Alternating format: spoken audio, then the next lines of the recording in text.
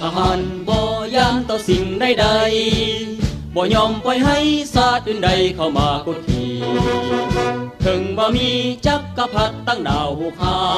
นพวกเขาทหารตีต้านจนให้แทบสูญ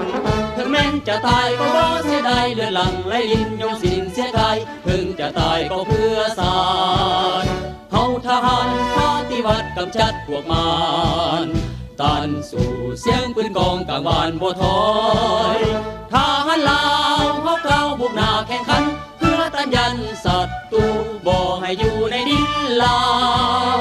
เฮาแม่นสาวทหารหักศาสตร์บ่ยอมอำนาจให้ศาสตร์ใดๆเฮาแม่นลูกภาษากำลังมุกหน้าเข้มแข็งบ่ให้พวกมันแบ่งดินแดนต้องหักษาไว้อธิปไตย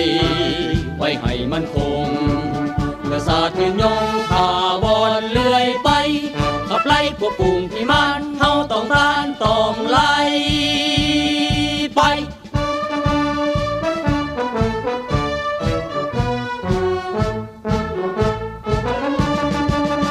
เฮาทหารบ่ยานต่อสิ่งใดๆบ่ยอมปล่อยให้ศาสตร์อื่นใดเข้ามากดขี่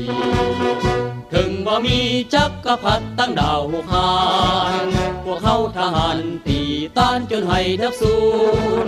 ถึงแม้นจะตายก็บ่เสียดายเลือดหลั่งไหลลิ้นยอมสิ้นเสียกายถึงจะตายก็เพื่อศา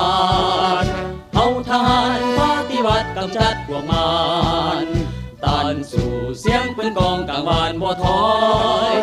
ทหารลาวเฮาก้าวบุกหน้าแข่งขันเพื่อต้านยันศัตรูบ่ให้อยู่ในดินลาว